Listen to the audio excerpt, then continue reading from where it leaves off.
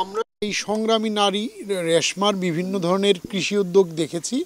আমরা দেখে অভিভূত হয়েছি যে তিনি ডার্মি পোস্ট যে কেঁচু দিয়ে যে সার করা সেটি অত্যন্ত সফলতার সাথে করেছেন এবং এর সাথে সাথে আরও ছত্রাকযুক্ত করে উনি নতুন আরেক ধরনের সার নির্মাণ করেছেন এবং এটা শখের বশবর্তী নয়, ওনার একটা হিউজ একটা শিল্প কলকারখানায় যেভাবে সার উৎপাদন করে উনি খুব বড় আকারের সেগুলি উৎপাদন করেছেন। কোনো কোনো জায়গায় 50 টন 100 টন এই পরিমাণ সারও আমরা দেখতে পেরেছি এবং এই সাথে সাথে তিনি কৃষি উৎপাদনে ধান চাষ করছেন, আবার গরু পালন করছেন, ভেড়া পালন করছেন, ছাগল পালন করছেন, মুরগি হাঁস সবই আমরা দেখেছি।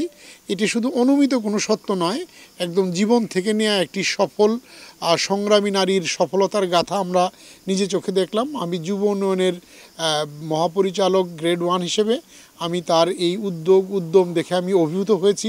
আমার সহকর্মীরাও অবাক হয়েছেন, তারা এর আগেও এসেছেন, তার থেকে তার আরও অনেক উন্নতি হয়েছে।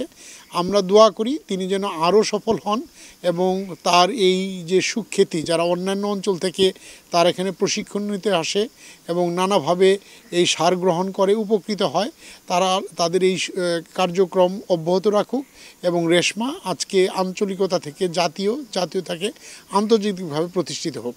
তার আয় রোজগার যথেষ্ট ভালো।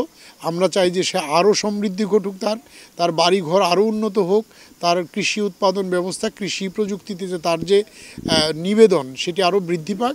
সর্বোপরি বিশ্ব মানবতার জন্য, বিশ্ব সভ্যতার জন্য তার এই কৃষি উদ্যোগ কল্যাণ বয়ে নিয়ে আসুক, এই শুভকামনা আমরা জানাই।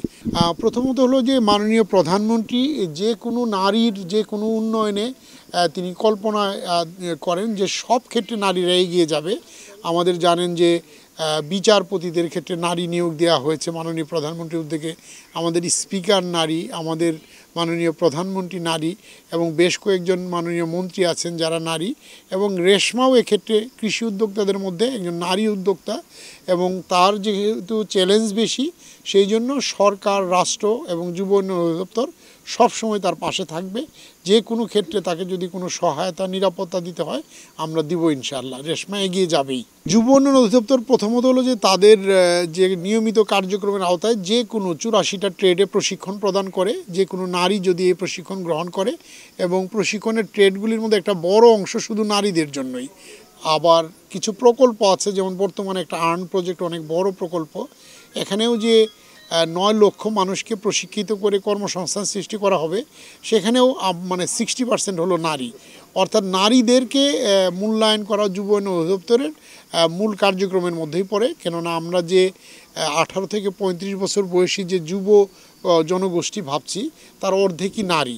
অর্থাৎ 18 থেকে 35 বছর বয়সী যে কোনো নারী যুব উন্নয়নের এই কার্যক্রমে অংশগ্রহণ করতে পারেন এবং তারপরে ওনার বয়স বৃদ্ধির সাথে সাথে অভিজ্ঞতা বৃদ্ধি পাবে এবং উনি নারী হিসেবে এগিয়ে যাবেন। যুব উন্নয়ন অধিদপ্তর, সরকার, গণপ্রজাতন্ত্রী বাংলাদেশ সরকার সবাই আমরা তাদের সাথে রয়েছি। কেননা নারীর মুক্তি ঘটলে এই জাতির মুক্তি ঘটবে বলে আমরা বিশ্বাস করি।